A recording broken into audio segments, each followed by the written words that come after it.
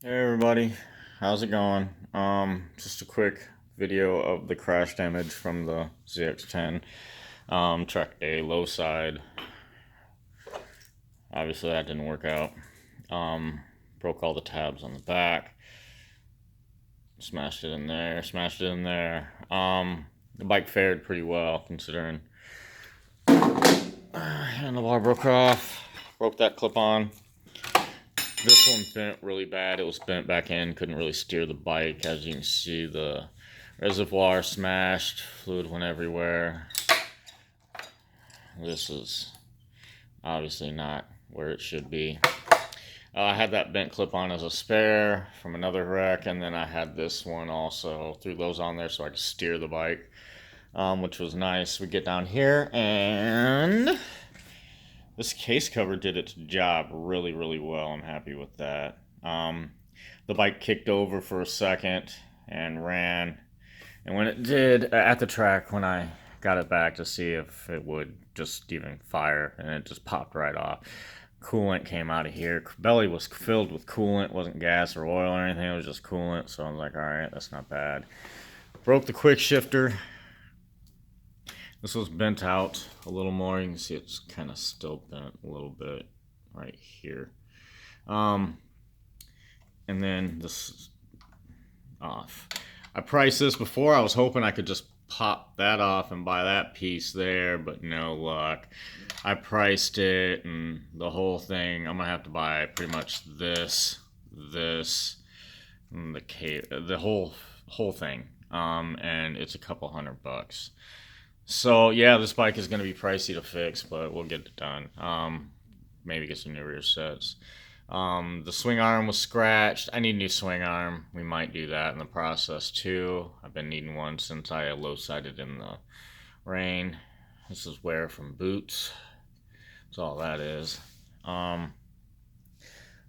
There's no other leaks other than here. I got to figure out what's going on there, but to do that, I got to get the bike to start. Now the bike won't start, and you see we got some dirt in there. And the front wheel, this is done. That doesn't really matter. Yeah, it won't turn on when you plug in the display. I think this switch feels a little weird, like it's smashed, and then it's pinched back here pretty good. The cable's in there pinched, so I'm hoping that the wires got spliced in there, and that's why that thing has got a short and it's just not working. Subframe, rear seat thingy, that didn't work out. It broke on one side, stripped the threads out of the bolt. So, and then if you can see, it's kind of off. It's a little off. I honestly think this is bent. It's not a big deal. I could bolt another one in there, most likely, and wouldn't notice much. But I think the price to replace this and this is as much as the tight tails as I want. It's like a couple $100 or $100 less. So I think we're just gonna get a tight tails subframe for it and go with that. And as you can see, this side of the bike fared very, very well. There's really nothing going on. The pretty blue is still pretty blue. Exhaust is fine. Front wheel's fine. Forks seem fine.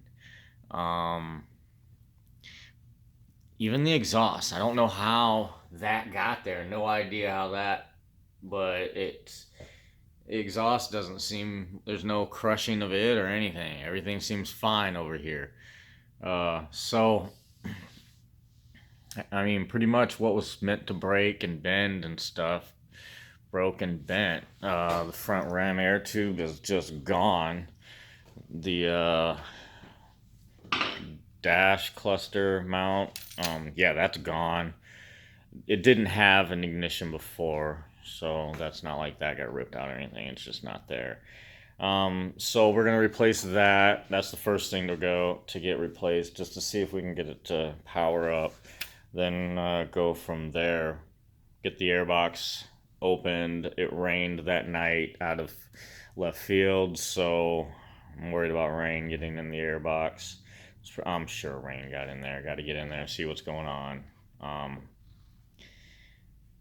the gas tank off, check out, see if everything doesn't have filled with water, get that new ONS engine cutoff switch, and go from there. It's not that bad. It's just the spike is pricey to fix, so we'll be,